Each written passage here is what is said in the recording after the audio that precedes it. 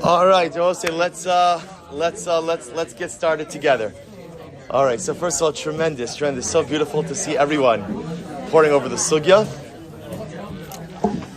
Let's get started. So again, I don't know how far everyone got in the Mar Makomos. So hopefully, again, you got to see a little bit of the Gemara. Did anyone get to the Shulchan Aruch? I know I didn't give you a lot of time. Oh, that's good. All right, so let's do a little bit of a brief overview of the sugya, of the particular topic, and then Amirat Hashem, we'll try to delve a little bit deeper. So remember again, what's the machlokes of the Gemara? What's the machlokes of the Gemara? Is the mitzvah of ner lighting or placing it? Excellent. So what is the mitzvah of Ner Chanukah? Again, what's the phraseology? What's the terminology? So again, is it the placement or what? The lighting. How does the Gemara refer to that? Two words. Hanacha, excellent, which means placement, or hadlaka, which is the act of kindling. Good. So fundamental halacha. So guys, remember, whenever you see machlokes in halacha, what's the first thing you ask? Whenever you see machlokes in halacha, first thing, I'm sorry? How do we pass? Like even before? That's already, you're up to the conclusion. Excellent. Even before we get to what? What's the answer? Good, because that's like the halacha. Good. That's what we want to get to. I'm sorry? What's the reasoning? Good. I'm sorry? What's the argument? Good. And how do you say it? You use a little bit more specific Talmudic terminology. What's the? Shaila. Good. What's the? Machlokes. Nafkamina. Right? Remember again, what does nafkamina mean? How would you translate that? Practical difference. Excellent. Good. Practical difference. Now, whenever you find the machlokes in halacha, machlokes in Gemara, so the truth is people are never arguing for the sake of arguing. They're always arguing because, again, there is some fundamental distinction in their opinions. So therefore, again, you see machlokes in the Gemara, hanacha versus hadlaka. Is it the mitzvah to place the menorah versus is it the mitzvah to go ahead and kindle the menorah? There has to be a nafkamina, practical difference. So guys, let me ask you, what's the nafkamina between hadlaka or hanacha? What would you say? Practical difference. Practical difference. Give me a case where there's a practical difference. Just to know what's the reason. Okay, so you want to see, just even before we get into like the practical difference, it's good to know what the mitzvah is. Good, excellent. Give me a case. Yeah, example. When you light the menorah with the shades down and then you open up the shades. Excellent. So let's take this case. Great case, right? I'm in my house. I go ahead and I light the menorah with the shades down, and then I pull the shades up afterwards. Are you yotzei the mitzvah? Are you yotzei the mitzvah? Machlokes. What's the machlokes? So plug it into the Gemara. Plug it in. If you hold that it's the lighting, then it's not. Why?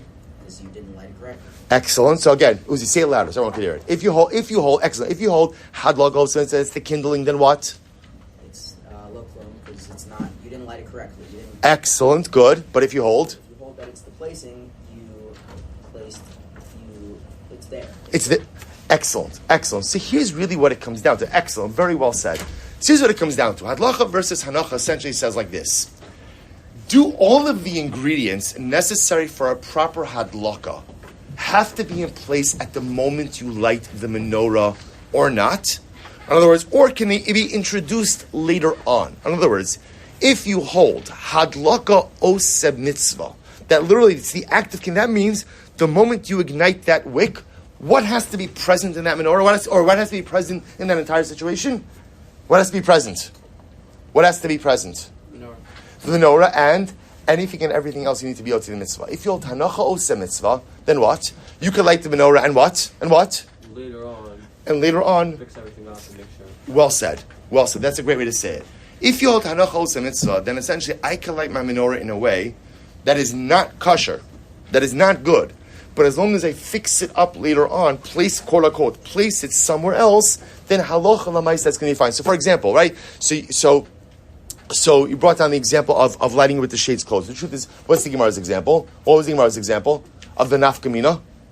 The nafkamina case of the Gemara. The guy holding it, excellent. So again, what would you say? How do you plug that in? If you're holding it, are you yotzei?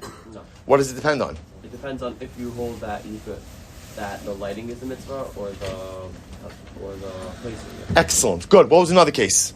Another case that can be a nafkamina.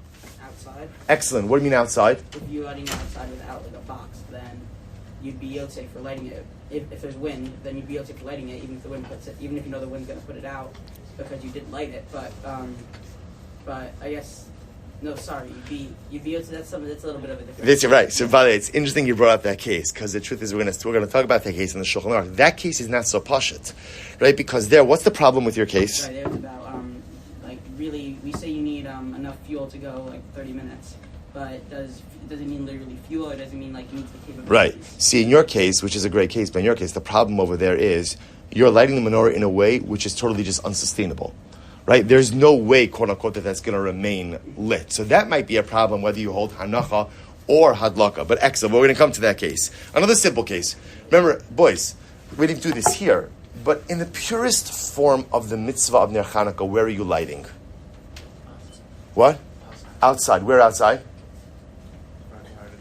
Right. Very good. Meaning on the doorway, really in your outdoor doorway, opposite your mezuzah.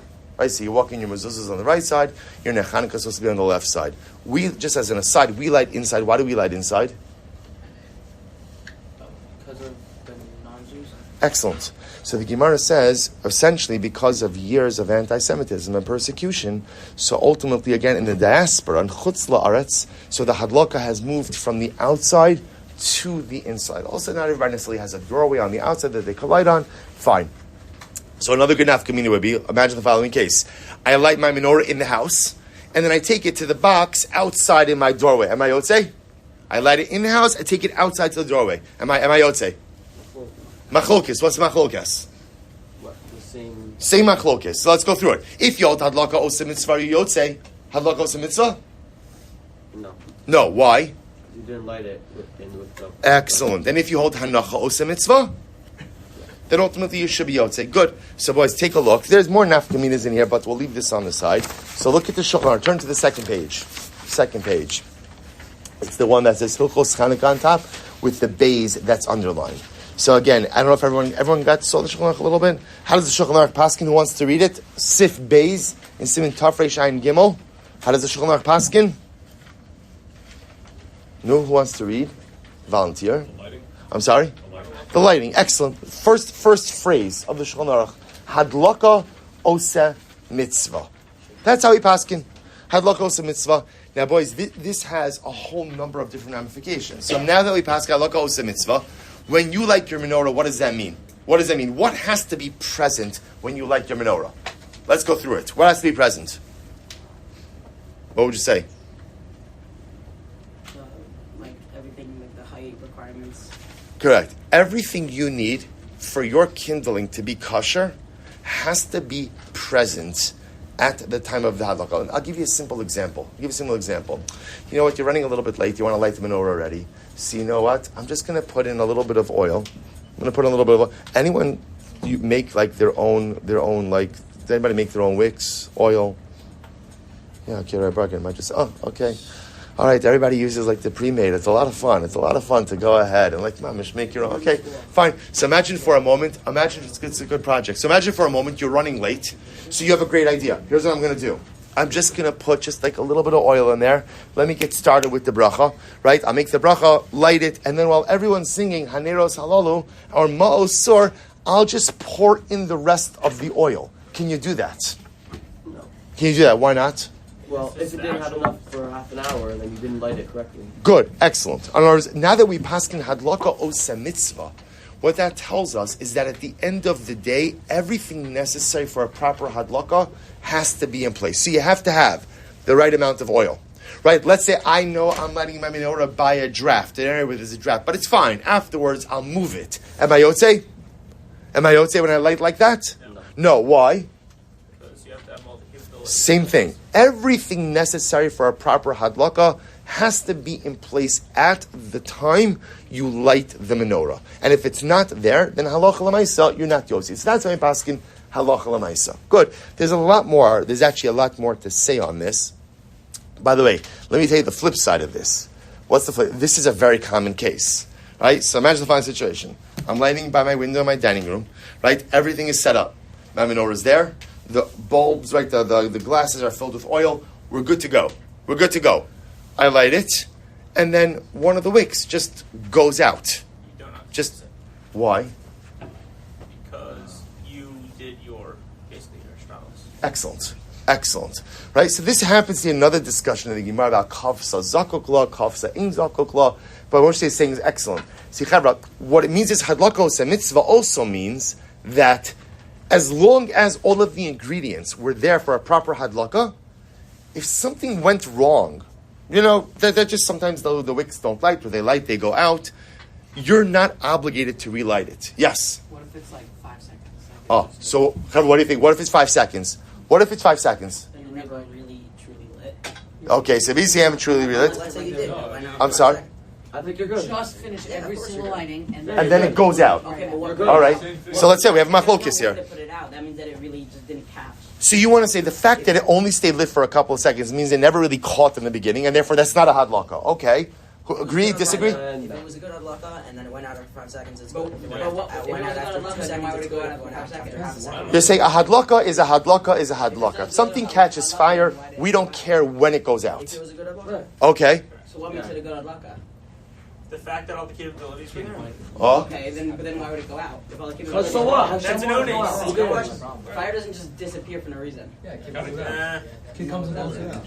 Usually, there's not enough. Yeah. Okay. So now watch this. Okay. Incredible. We have machlokes achronim over here. This is fantastic. Okay. Right. So first of all, guys, you could be machal between two cases. Listen, you could have two cases. Right. Case number one could be. The little kid opens up the window. Yeah. Right, so then it would be Right. okay. So I think Chuy's case was like maybe it just went out even by itself, right? Okay. So guys, focus back here. Focus back here for a second. Chevra, this is beautiful. Chevra, focus back here just for 1 second. So remember, in this question, you could be mechalik. You can make even two sub-distinctions, right? In Chuy's case, where I lit, and by the way, I don't know about you, this happens to me every single year. You light the menorah, you get to the end, and often, like by the time you realize, like something else went out beforehand. Now, remember, you could have two cases. Case number one could be like the fire caught, and then it just went out by itself a few seconds later. Case number two could be, I don't know, a kid ran by and just whatever, it blew out. So the shaila is, what do we do in that case? So here's what's interesting. The way the halacha says is, look, hadlaka osa mitzvah, which is really Uzi's point. As now, I want to make one distinction. Sometimes you light. And I think this is what Bizi was trying to say before, that sometimes if you light and it doesn't catch, it may be because you're using a defective wick. Now, if it turns out that you're using a defective wick, would you be obligated to relight it? Yeah, why? Originally it wasn't. Oh, because again, there was never hadlaka. So I think you have to be mavar that. Sometimes you can see like the wick is just not, whatever, it's just not catching, it's not drawing.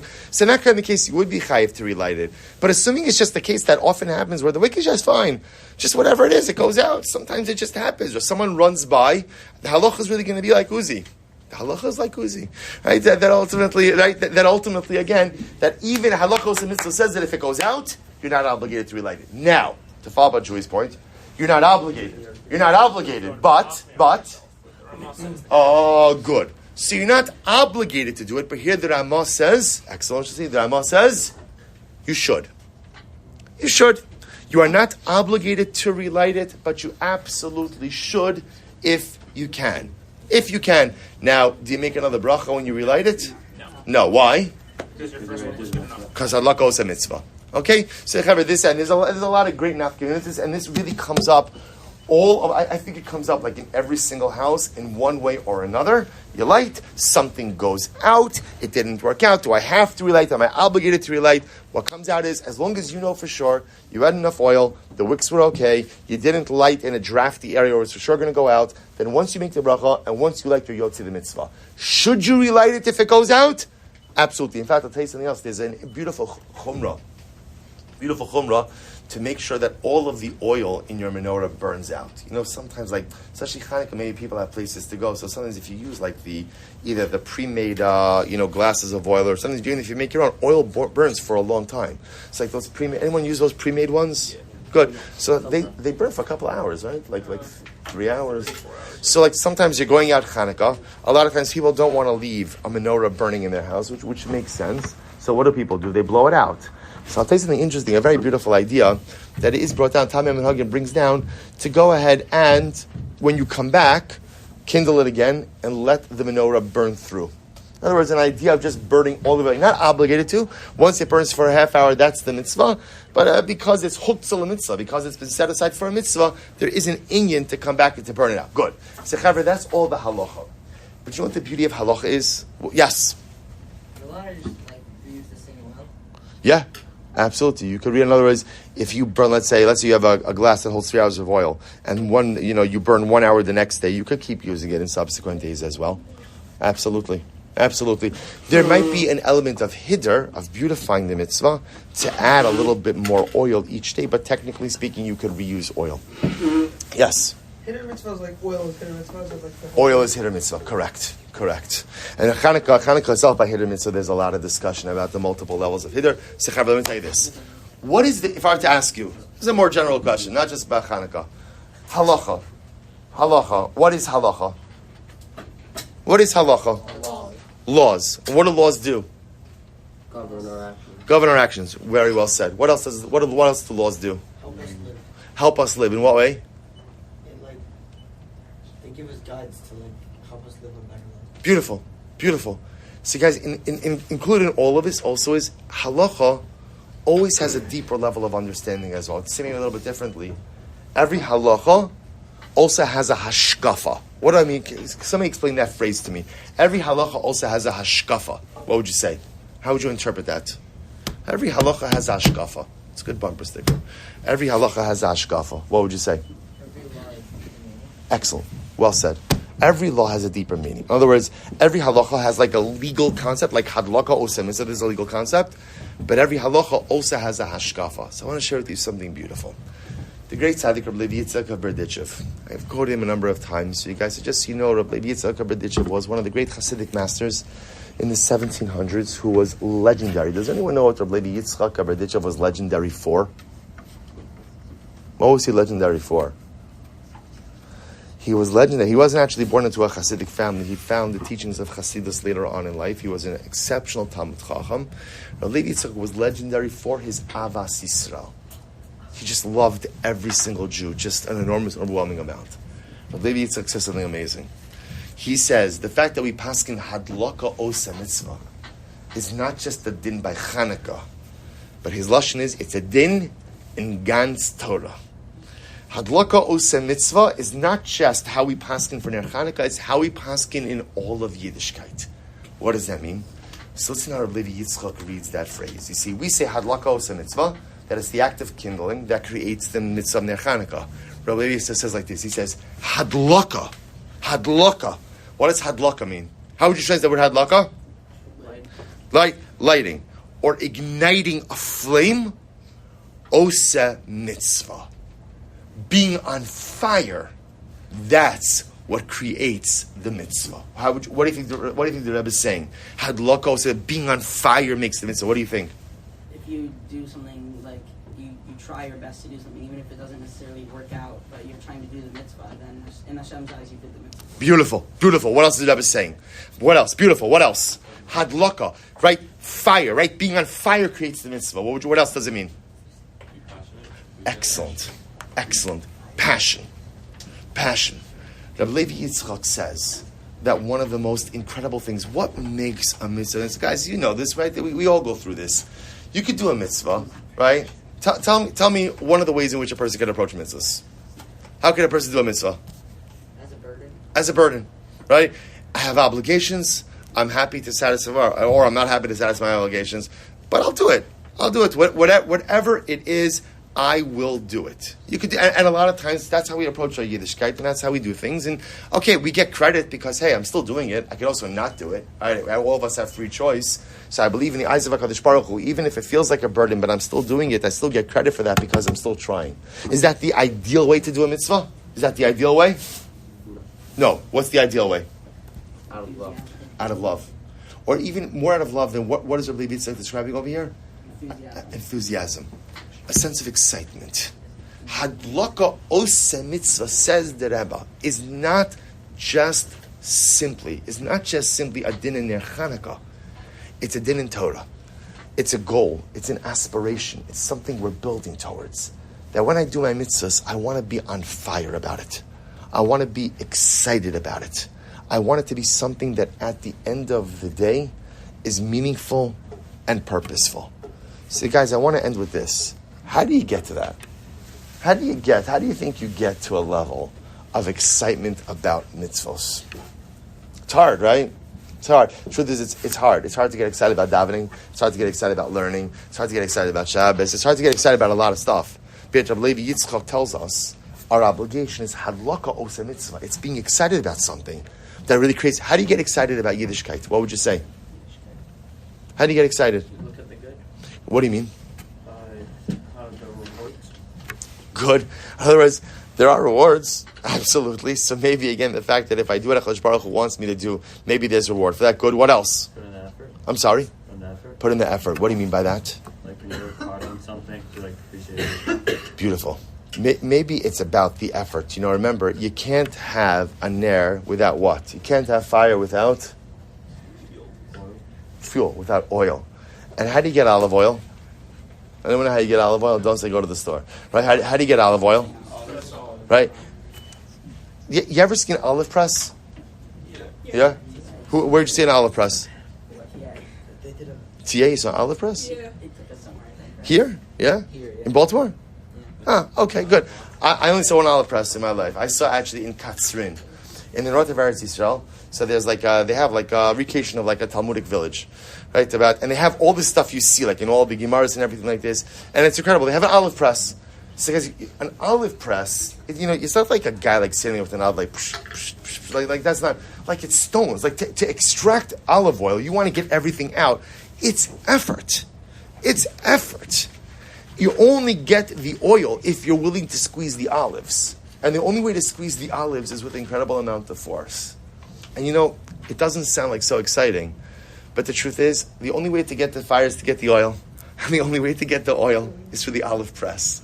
So the only way in life really to find our hadlaka, really to find our killing, to find our excitement, is to put in the effort. It's no different than anything else in life. If you want to be good at something, quote unquote, whatever you want to be good at, you want to be good in athletics, you want to be good in academics, whatever you want to be good in. Okay, there are some people for whom everything comes easy. There are some people like that, right? But for most of us, if we want to be successful in something, it absolutely requires effort. And if I want to really enjoy something and be successful at something, the more effort I require. Hadlaka Osa mitzvah, the Rebbe tells us, is not just the halacha by Chanukah, but it's the halacha for everything in our Judaism. And the way we get to that halacha, the way we get to that excitement, is by being willing to put in the effort. So we should be zochem. It's hard to believe that Chanukah is already here. And hopefully, again, everybody, I think the general Chanukah is one of those Yom Tovim where there's always a lot of excitement around this. So first of all, now you know a good halacha in the sugya of Chanukah. So you have something now to say over Baruch Hashem by the first halakha about the machlokes, halacha osa mitzvah, hanocha osa mitzvah, but also again, not just halacha l'maisa, but hashkafa l'maisa. We recognize that we are obligated to go ahead and be on fire and be excited about everything in our Judaism. And the only way to try to get it, I think it takes, I don't think anyone is always on that level, but at least the way to try to get to that level is to squeeze the olives, is to put in the effort. And hopefully the effort we put in Yirtzeh Hashem will create a beautiful fire, will create a beautiful hadlaka, not just for Chanukah, but for everything we do in our Avodas Hashem. Boys, a schus to learn with you. It was so beautiful to see all of the incredible Chaburas learning. Have an incredible rest of the day. Shkayach, everyone.